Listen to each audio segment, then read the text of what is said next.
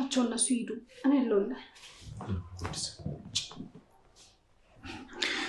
ደስ አለሽ አይደል ሁሉም እኔ ላይ ያላቸውን እምነት ስላሳጣሽ ደስ አለሽ አይደል እነሱ እኮ ራስ ወዳድ ስለሆኑ ነው ቆይ ሲጀመር አንቺ የሱን ቃል ትርጉም ታውቂዋለሽ ቆይ አንቺስ ምን ሊባል ነው ኪራዬ ተረዳኝ እንጂ እኔ እኮ ላንተ ብዬ ነው ይኸውልሽ ቤቲ ሁን ያልሽኝም በሙሉ ሆኖ ለጽናት ስል ነው እንጂ እኔ አንቺን መቼም ልወድሽ አልችልም ብችል ከነነፍስሽ ነበር ቆፍሬ የምቀብርሽ በቃ ከዚህ በላይ እንድትጮህብኝ አልፈቅድልህም አንተስ ጓደኞቼ የተከፉ ብለህ ነው እንደዚህ የምትሆነው እኔ ግን ቤተሰቦቼ ናቸው ያዘኑብኝ ከዛሬ ነገ እንድራታለን ብለው ሲያስቡ እንደቃ እድሜ መጣ ካበቃ በኋላ ጎዳና ላይ ነው አውጥተህ የወረወርከኝ ቆይ ይሄ ሲያንተ ስራ ምን ይባላል እሱ የኔ ጉዳይ አይደለም ምንም በይው ግን አንድ ነገር ቃል ገባልሻለሁ ጽናትን አንድ ነገር ለማድረግ ብታስቢ ቃል ለምድር ለሰማይ ይገልሻል እማማ ትሙት አድርገዋለሁ ሁን ያልሽኝን ሁሉ እየሆንኩ ያለሁት ለአንቺ ሳይሆን ለጽናት ስል ነው አንቺን ብችል ከነነፍስሽ ነበር መቀብርሽ አላት ኪራ ለቤቲ ቤቲም አሁን እንድትጮህብኝ አልፈቅድልህም አንተ ጓደኞች ስለተቀየሙህ ነው እኔ ግን ቤተሰቦቼ አዝነውብኛል ከዛሬ ነገ ታገባለች ብለው እየጠበቁኝ አንተ እንደቃ ከተጠቀምክብኝ በኋላ አውጥተህ ጣልከኝ ይሄ ያንተ ስራ ምን ሊባል ነው ስትልም ጠየቀችው እሱ እኔን አይመለከተኝም ግን አንድ ነገር ቃል ገባልሻለሁ ከእንግዲህ በኋላ ጽናትን የሆነ ነገር አደርጋታለሁ ብለሽ ብታስቢ ቃል ለሰማይ ለምድር እገልሻለሁ እማማ ትሙት አደርገዋለሁ ሲልም ኪራ ጩሆ ቤቲ ላይ ተናገራት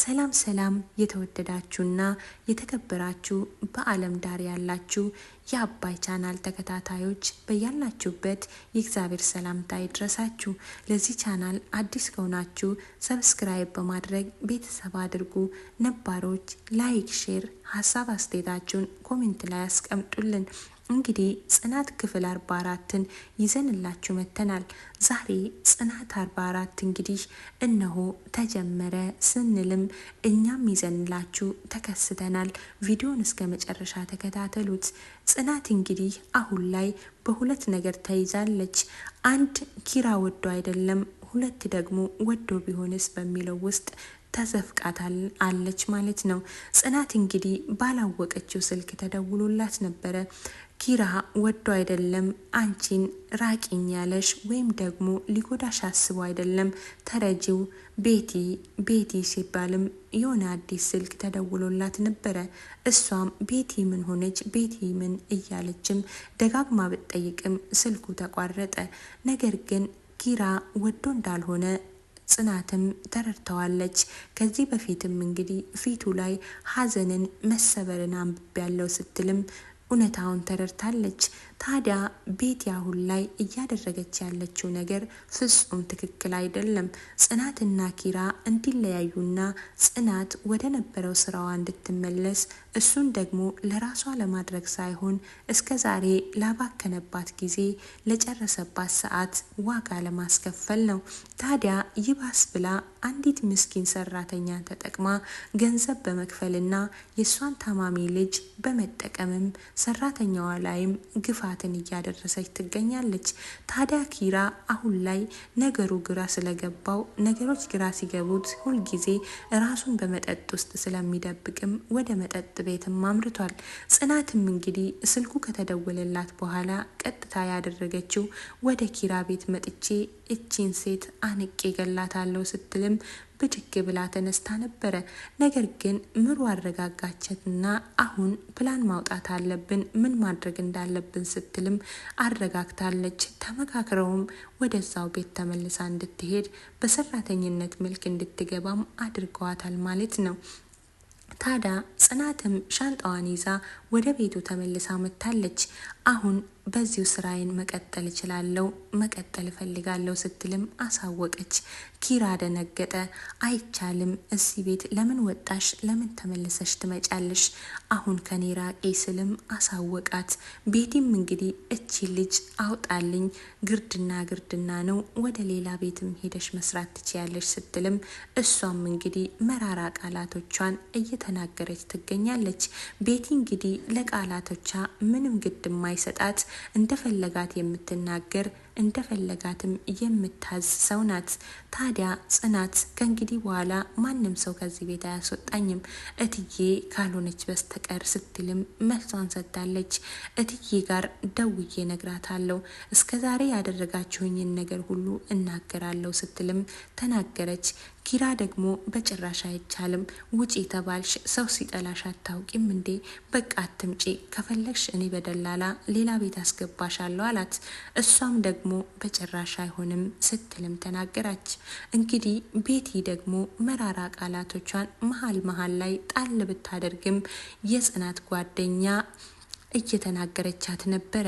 እሷም አሰሪና ሰራተኛ ጉዳያቸውን ይጨርሱ፣ እኔና አንቺ ዝም እንበል ስትልም ተናገረቻት። አንቺ ደግሞ የማንሽ አቃጣሪ ስትልም እሷ ላይም ጨዋባት ነበረ። እሷም ሰኒ ይባላለሁኝ፣ በቅጽል ስሜ ደግሞ የቆቅ መረቅ ነኝ ስትልም መለሰችላት። እሺ የቆቅ መረቋ አሁን ይበቃሻል፣ ያመጣሽውን ኮተትሽን ይዘሽ ውጪ ስትልም አለቻት። ምን ነው መውጣት ፈልገሽ ነው ስትልም ጉዳዩን ወደ እሷ መለሰች። ጽናትና ኪራ ተገናኝተው ነበረ። በር ሲንኳኳ ጽናት ከውስጥ ስለነበረች በሩን ለመክፈትም ወጥታ ነበረ። ነገር ግን አሁንም ምንም መናገር አልቻለም። ኪራ ነገሩን ደብቆ ዋጋ መክፈሉን ቀጥሏል።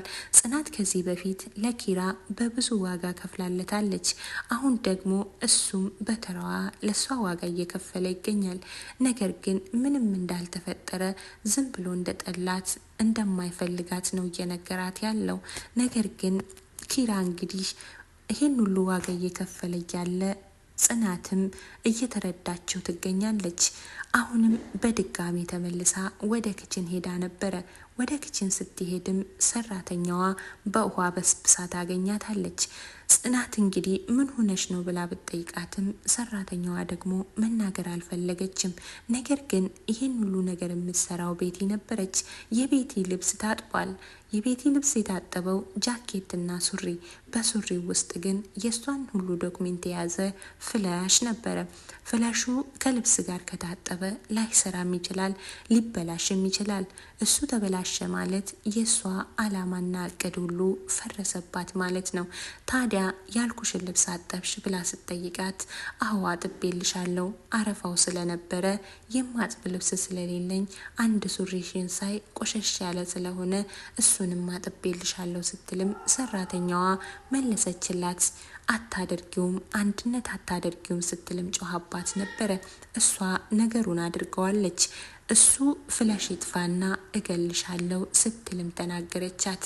ታዲያ ፍለሹ ከታጠበ በውሃው ምክንያት ሊበላሽ ስለሚችል እሷ ደግሞ ተንኮሏና እቅዷ ሁሉ ስለሚፈርስባት ይመስለኛል እንደዛ የጮኸችባት።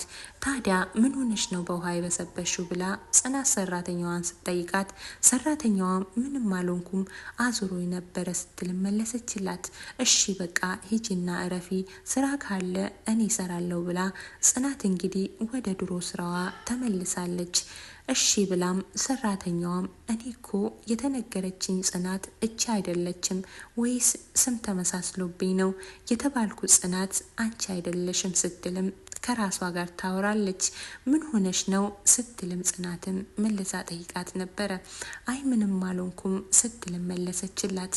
ታዲያ ጽናትና ሰራተኛዋ አሁን ላይ በግልጽ ባያወሩም ጉዳዩን ተረድተውታል።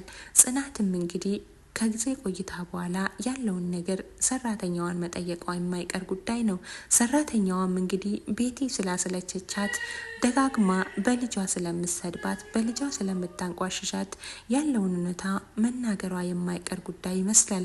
ታዲያ የተወደዳችሁና የተከበራችሁ የቻናላችን ቤተሰቦች ቻናሉን ሰብስክራይብ በማድረግ አዲስ ቪዲዮ ስንለቅ እንዲደርሷችሁ የደውል ምልክቷን በመጫን የሁልጊዜ ቤተሰብ እየሆናችሁ እያላችሁ አብራችሁን እንድትቆዩ በትህትና እንጠይቃለን።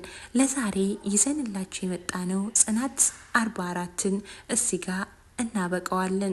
ቀጣዩን ክፍል ይዘን እስከምንመጣ በያላችሁበት የእግዚአብሔር ሰላምታ ብስት ይበልላችሁ።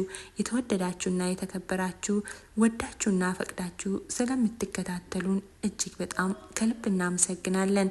በያላችሁበት የእግዚአብሔር ሰላምታ ብስት ይበልላችሁ። ሰላማችሁ ይብዛልን። ባይ ባይ። ደህና ሁኑልኝ።